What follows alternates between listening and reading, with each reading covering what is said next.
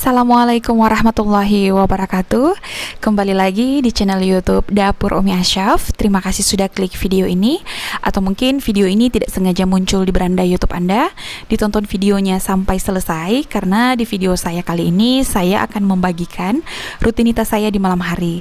Jadi rencananya malam hari ini saya mau masak 2 menu sekalian.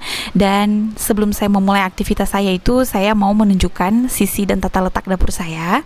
Dan untuk bunda-bunda dan teman-teman ketahui, saya beraktivitas di malam hari ini dikarenakan saya harus menunggu anak saya tidur terlebih dahulu, baru saya bisa leluasa bergerak. Tapi walaupun dia udah tidur, bukan berarti saya bisa bebas ya beraktivitas, enggak juga. Jadi mungkin kalau yang udah sering nonton video saya udah tahu bahwa anak saya itu tidur tepat di hadapan saya, karena di dapur itu ada ayunan.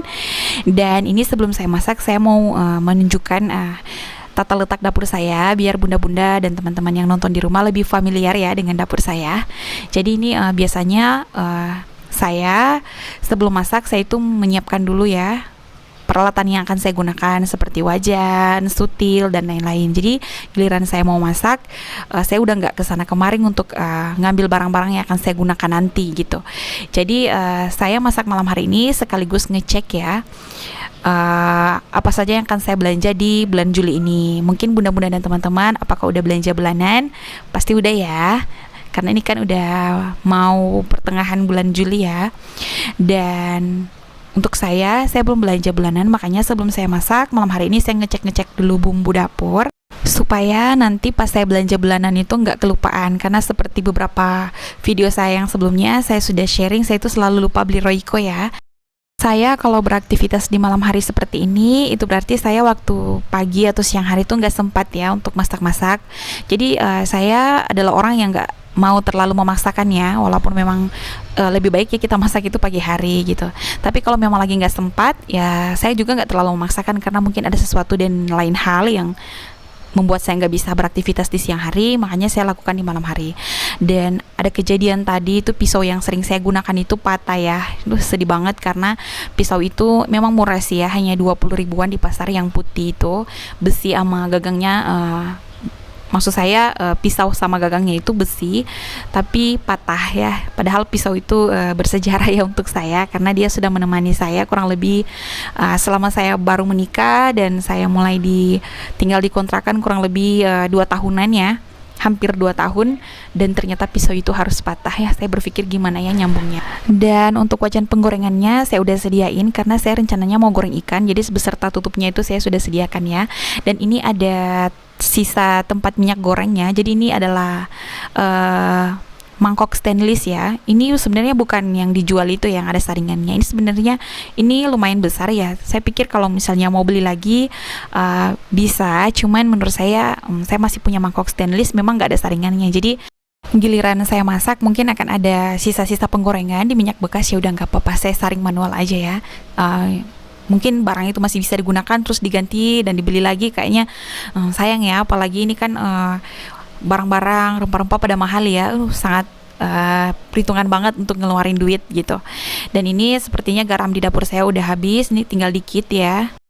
Dan saya rasa sudah cukup untuk saya ngecek bumbu atau rempah-rempah di dapur. Jadi ini saatnya saya mau masak. Jadi saya pakai sutil yang ini aja. Jadi ini saya sudah mau bersiap-siap untuk masak. Jadi saya gitu ya, kalau mau masak, wajan sama yang lain-lainnya itu saya udah sediakan, saya udah letakkan di atas kompor. Jadi giliran rempahnya udah beres, bumbu-bumbunya udah beres, saya persiapkan, tinggal set tinggal goreng-goreng gitu. Oh iya, terima kasih ya yang sudah menonton dari awal sampai udah kurang lebih udah mau 5 menit ini ya. Atau mungkin ada yang baru menemukan channel saya, selamat datang, selamat bergabung. Jadi ini edisi saya menghabiskan stok di kulkas saya gitu.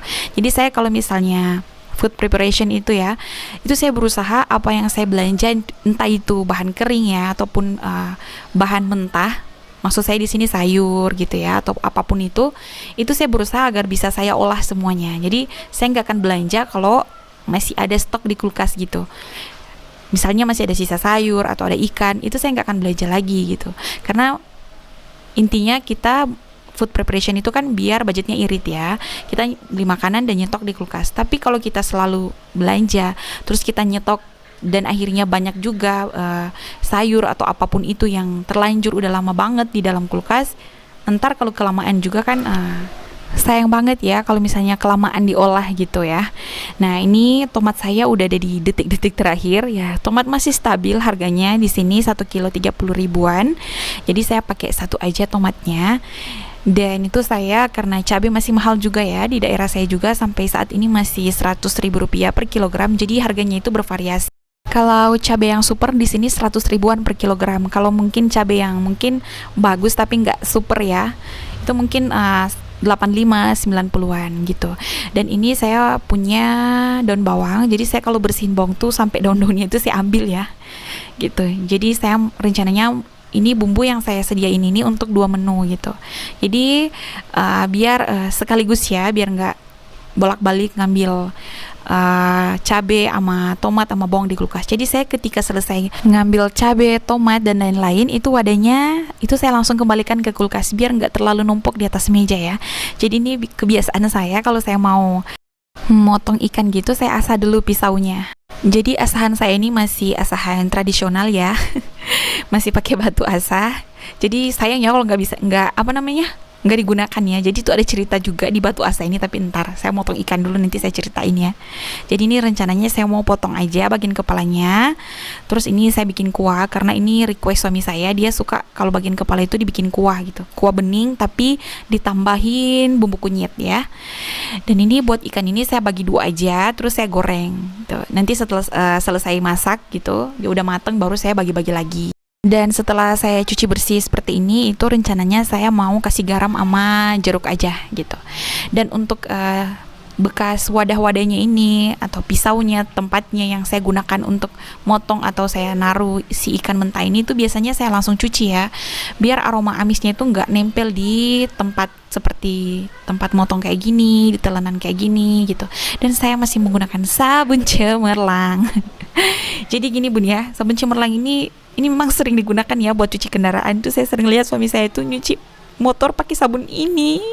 Tapi menurut saya ya, kalau buat cuci piring ini cepat bersih loh. Untuk aroma-aroma amisnya itu cepat keluar. Kalau bunda mungkin ragu ya, mungkin bunda di rumah bisa coba. Tapi kalau bunda udah serak sama satu produk, mungkin Mama Lemon atau Sanglat ya, emang produk itu terbaik ya untuk buat nyuci piring. Tapi ini bukannya saya di endorse atau saya promoin sabun colek ini gitu, enggak ya. Ini saya dari hati loh mau review sabun colek ini. Jadi memang untuk busanya itu ya, itu enggak banyak. Tapi kalau misalnya bau amisnya kayak gini, itu cepat hilang aromanya gitu. Dan sabun ini enggak panas di tangan atau seperti gatel, enggak ya. Saya sering nyuci banyak piring, tapi nggak gatal di tangan. Mungkin bunda-bunda jarang pakai ini, yang belum pernah pakai sabun colek ini untuk nyuci piring, coba komen di bawah. Yang udah pernah coba komen juga ya, biar kita bisa sharing ya. Jadi ini karena sesuatu dan keadaan, karena semuanya naik ya, perempah-rempahan di atas muka bumi ini naik, mulai cabai, tomat, bawang merah dan lain-lain. Akhirnya saya udah masuk 2 bulan ini, nanti next saya akan beli juga sabun cemerlang. Jadi biasanya saya kalau 10 hari itu 2 layar ya. Memang agak kerepotan sih karena kan dia, tapi minimal lebih irit lah. Udah harganya terjangkau, ke salah 3 ribuan apa 3.500 ya per layar. Itu isinya 10 apa 12. Jadi untuk ikan ini saya hanya taruh jeruk sama garam gitu. Terus saya goreng. Untuk yang kepalanya ini saya bikin kuah gitu. Jadi tempat jeruk saya itu di keranjang susun tadi ya. Dan di keranjang susun saya itu udah nggak ada bawang merah. Ada tapi tinggal 2 kalau nggak salah ya, 2 siung. Jadi ya udah yang ada aja digunain ya. Jadi saya hanya taruh garam karena saya udah cuci tangan, jadi saya pakai penjepit aja seperti ini. Jadi ini lumayan besar ya, ini saya potong 2 aja, nanti next kalau udah masak baru saya bagi-bagi kalau dia udah selesai goreng gitu. Karena kalau misalnya saya udah mau potong kecil-kecil takut hancur ya. Dan sebelum saya lanjut ke video saya mau mengucapkan banyak terima kasih ya untuk yang sudah mampir di channel saya. Jadi jujur di video ini saya katakan saya juga masih sangat baru ya di dunia YouTube ini. Saya berusaha menampilkan video yang terbaik untuk teman-teman dan bunda tonton di rumah. Minimal video yang saya bagikan itu bisa bermanfaat ya. Dan kalau mungkin ada yang kurang ya dikembalikan kepada saya karena saya juga hanya manusia biasa ya. Ya, di sini saya hanya mau sharing kegiatan saya gitu. Dan tentunya di sini saya mengucapkan banyak terima kasih yang sudah subscribe ya. Dan yang belum subscribe tapi masih sering nonton, terima kasih juga. Saya masih menunggu subscribe dari Anda. Dan tentunya di sini untuk mungkin ya baru menemukan channel saya ucapkan selamat datang, selamat bergabung. Oh iya ya, saya mau ceritain kenapa batu asa itu bisa ada ya di dapur saya. Jadi itu batu asa itu saya bawa dari kontrakan saya waktu itu. Jadi saya itu mulai ngontrak dengan suami saya pas setelah nikah ya. Itu tahun 2018. Dan suatu ketika ya, ini saya kalau ngingat-ngingat ini rasa pengen ketawa ya. Suatu ketika itu ayah saya itu kan sering berkunjung ya ke kontrakan saya, karena kan sekedar informasi ya, saya kan itu punya 2 kakak ya. Saya itu kan 3 bersaudara. Yang tua perempuan udah nikah, dia udah tinggal sendiri ya. Yang kakak laki-laki saya yang kedua itu udah nikah, tinggal sendiri. Jadi di rumah itu hanya saya dan ayah saya. Mungkin ketika saya nikah terus nggak tinggal lagi di rumah dan saya ngontrak, itu otomatis orang tua saya kan mungkin kangen atau apa ya gitu. Jadi kan orang tua saya tahu kalau suami saya itu pergi kerja, otomatis saya sendirian di rumah. Jadi suatu ketika ayah saya itu pergi ke kontrakan saya, dan ayah saya itu pas ke dapur tuh bilang gini ke saya, kok pisaunya banyak banget gitu. Biasanya di dapur tuh kata ayah saya pisaunya 2 atau 3, kok ini udah 6 sampai 7. Memang sih pisau yang saya beli itu enggak yang mahal-mahal ya, yang terjangkau mungkin 15 sampai 20 ribuan gitu.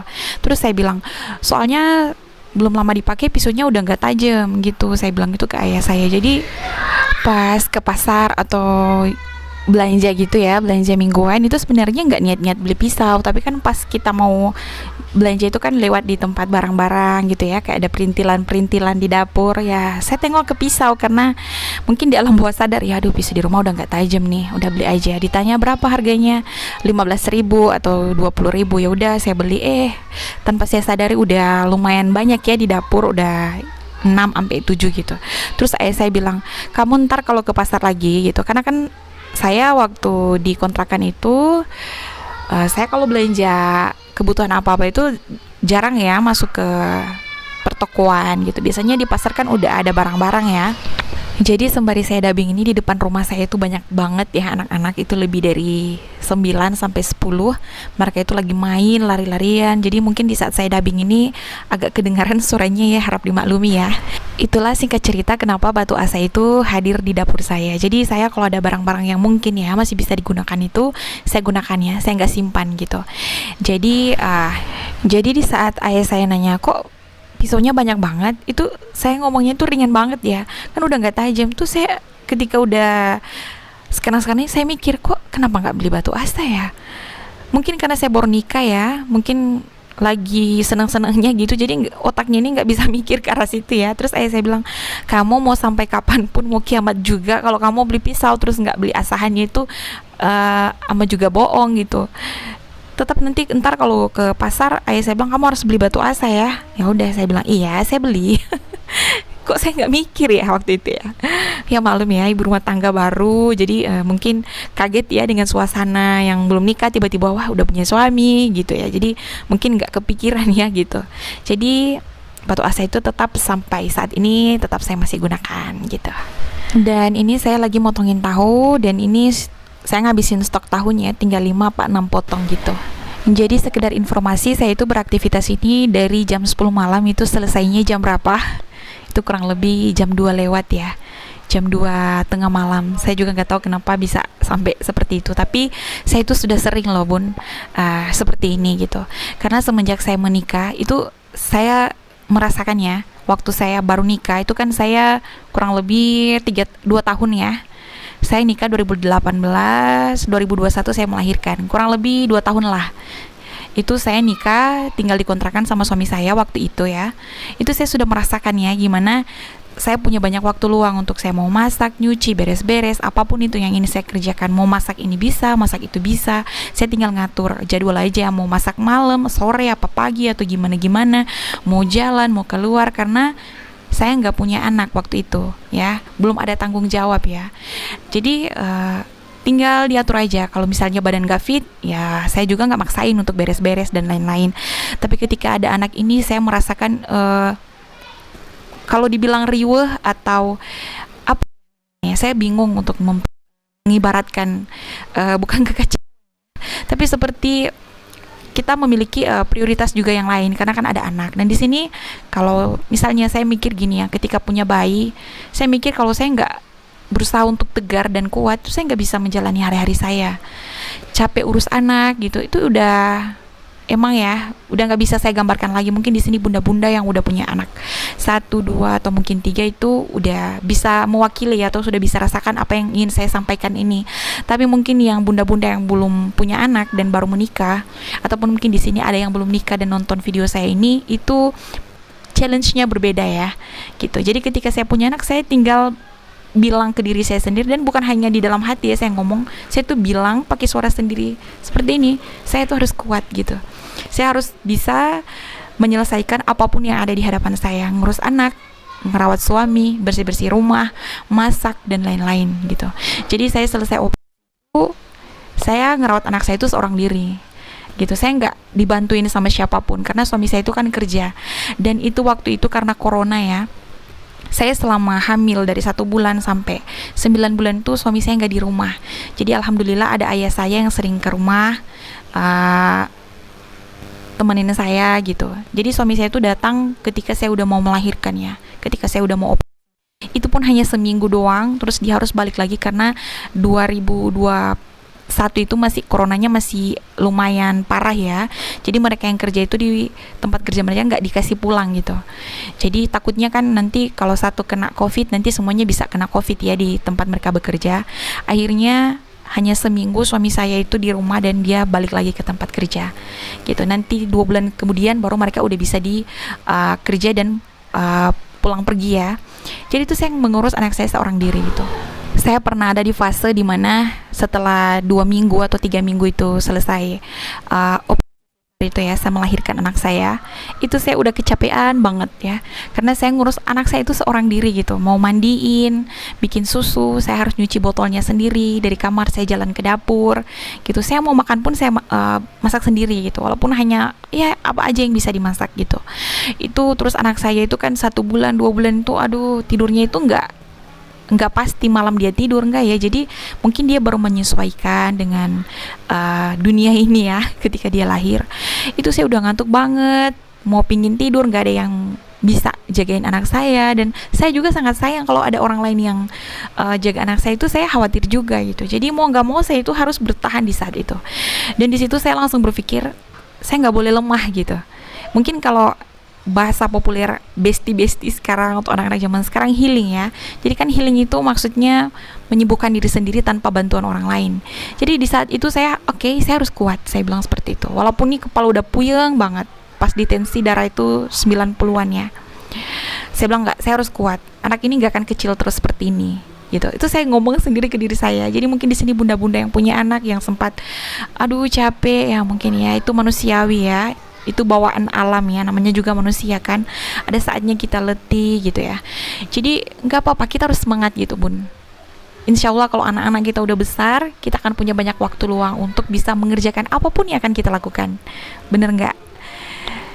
Itu kalau aku ingat-ingat. Dan alhamdulillah ini anak saya udah 1 tahun udah bisa main sendiri. Saya taruh di box, dia intinya kasih main aja, dia udah betah. Terus saya pikir ya Allah, alhamdulillah saya bisa melewati fase-fase yang berat ini ya gitu. Dan tanpa terasa masakan saya udah selesai untuk masakan yang pertama. Jadi ini saya langsung letakkan di atas meja makan. Jadi ini anak saya itu tepat di depan saya itu ada ayunan, jadi aman ya. Ini saya berhenti dubbing dulu karena ada azan. Nanti next saya sambung lagi. Sayang mau dihapus ya. Nanti setelah azan saya akan next untuk nyambung dubbing lagi. Oke, kita lanjut lagi. Jadi ini saya masuk ke menu yang kedua. Jadi alhamdulillah masakan favorit atau makanan favorit suami saya itu mudah banget ya, bisa saya kerjakan. Tapi walaupun misalnya ya, kalau makanan favoritnya itu memang susah untuk dimasak, saya pasti akan belajar gitu. Tapi alhamdulillah ya masih bisa saya buat ya. Mungkin makanan favoritnya, bukan mungkin ya, tapi makanan favorit suami saya itu kangkung cha gitu, atau ikan digoreng, disambelin gitu. Dan ini bawang merah saya tinggal 2 siung. Karena bawang merah masih mahal, jadi bawang merahnya itu biasa saya nyetok ya. Tapi ini karena mahal, dan bukan hanya 1 rempah aja yang mahal ya, beberapa rempah, jadi akhirnya bawang merah itu tinggal 2 siung ya di keranjang tempat rempah saya. Nanti next belanja bulan Juli ini saya beli, tapi nggak banyak, paling seperempat. Biasa saya beli sekilo, tapi ini karena naik udah seperempat aja. Jadi ini bumbunya ya seperti inilah, bumbu standar ya. Jadi mungkin yang bedanya saya tambahin daun kunyit sama serai. Dan di channel saya ini ya, di Dapur Umi Asyaf ini mungkin ada pengalaman ataupun hal apapun tuh yang pernah saya alami, intinya saya sharing dan mungkin bisa diambil pelajarannya, itu saya akan sharing gitu. Jadi mungkin kan yang nonton channel saya ini ada yang sudah menikah, ibu-ibu yang udah punya anak 1, 2, atau 3 gitu. Mungkin kita hanya sharing ya, mungkin berbagi di mana inilah salah satu aktivitas ibu rumah tangga yang ada di penjuru Indonesia ini ya. Nah, kalau untuk saya sering bilang kan, saya kalau masak gini bukannya mau berbagi tips masakan gini-gini, enggak ya. Saya juga masih belajar karena bunda-bunda di rumah yang mungkin udah lebih berpengalaman ya. Dan mungkin di sini juga ada yang nonton video saya, ibu-ibu yang sama seperti saya, baru punya anak 1, baru nikah, belum lama nikah. Nah, di sini mungkin kita bisa saling mengambil pelajaran ya di saat saya sharing, oh gini-gini gitu. Mungkin kebanyakan sih yang sering saya dengar ya, atau saya lihat di medsos itu ada ibu-ibu yang ngeluh capek karena ngurus anak. Ini baru-baru saya nonton di Tribun News ya, itu saya lupa itu Tribun News apa, itu ada seorang ibu ngelempar anaknya ke sungai. Tuh anaknya itu umur 7 tahun, perempuan ya, yang mungkin karena dia depresi ya, karena depresi sama suaminya atau gimana ya, walau alam, kami nggak tahu ya. Makanya mungkin di sini kalau mungkin ada bapak-bapak yang nonton, minimal ngertiin lah, kita sebagai istri sebenarnya udah capek banget tuh di rumah. Bukannya di rumah itu nggak banyak pekerjaan ya, bener nggak ibu-ibu? Minimal suami itu ngerti lah ya, kalau ada bapak-bapak yang nonton, ini buat bapak-bapak loh. Kalau nggak ada, anggap saja ini di skip aja lewat. Dan mungkin di sini ada ibu-ibu muda yang baru menikah dan belum punya anak ya, minimal oh udah tahu gambarannya, oh gini gitu. Dan saat saya asik-asik masak, kok udah nggak mendidih ya, ternyata gasnya habis, saya mau ganti, aduh durasi, ya udah saya pindah aja ke kompor yang satu gitu. Jadi ini udah kayaknya udah mateng ya, kayaknya ini dagingnya udah putih.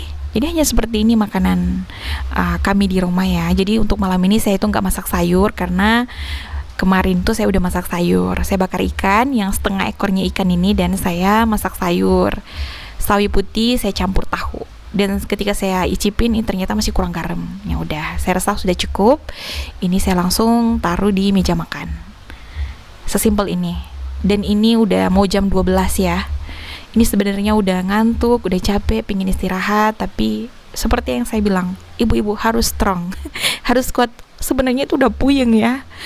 Tapi sayang ya, suami itu pulang nggak ada makanan. Dan ini saya itu makan masih dari tadi siang, dan sorenya saya nggak makan, malamnya saya nggak makan. Dan ini udah mau jam 12 malam, lihat masakan ini udah pingin makan dan nggak ada nasi. Nangis. Terpaksa saya masak dulu di rice cooker. Dan ini udah ngantuk sebenarnya, antara ngantuk dan lapar kayaknya lebih kuat daya tariknya, itu kayaknya lapar deh. Ini saya minum dulu ya, karena saya udah haus dari tadi di dapur terus. Jadi ini anak saya masih tidur, jadi samping meja makan ini ada ayunan. Dan ini saya istirahat dulu. Nanti ini saya duduk loh. Sebenarnya saya sudah ngantuk sebenarnya ini, dan pingin makan sebenarnya, tapi nggak ada nasi. Aduh gimana ya, ya udah bertahan aja ya. Jadi ini aktivitas saya udah selesai, saya udah masak. Saya minum dulu ya. Ini saya ngecek dulu nih, tombolnya udah dikebawahin nggak, ntar harap-harap aduh nggak dipencet tombolnya, gawat juga, ntar nasinya nggak mateng-mateng. Jadi ini suami saya itu masuk shift 2, jadi dia berangkat jam 2 apa jam 3 sore, itu baliknya jam 2 tengah malam ya. Ini saya udah ngantuk sebenarnya, ngantuk parah, tapi di hati saya nggak lanjut. Dan ini biar bunda-bunda percaya nih, udah mau jam 12 malam. Dan saya rasa udah larut ya, jadi saya akan pindahkan anak saya ke kamar aja gitu. Dan saya sudah stop masak-masaknya. Jadi saya kalau udah letih, capek kayak gini, pingin makan atau pingin tidur, dan pekerjaan selesai udah larut malam, itu saya nggak marah-marah, saya hanya ketawa aja, kok hidup segini-gini ya. Tapi saya berpikir, oke, anak saya akan besar, ntar kalau udah besar ya, saya akan melakukan apapun yang akan saya lakukan gitu. Ini saya pindahkan anak saya dulu ke kamar ya. Jadi ini saya angkat dulu anak saya untuk saya tidurin di kamar. Jadi pas saya sampai kamar, saya lihat HP saya itu ada pesan di Telegram, karena saya dan suami saya itu nggak pakai WhatsApp ya. Jadi sekedar informasi aja, saya itu dari 2017 udah nggak pakai WhatsApp, Instagram, Facebook, kurang lebih udah 4 tahunan berarti ya. 2018, 19, 2020, iya 4 tahun. Dan katanya dia pingin dibikinin rebusan jahe sama gula aren. Jadi ini saya rebus dulu.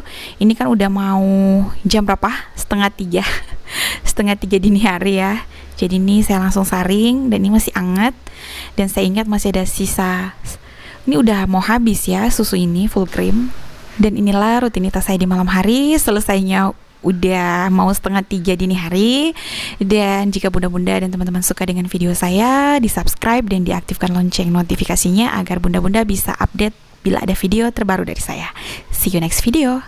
Bye-bye.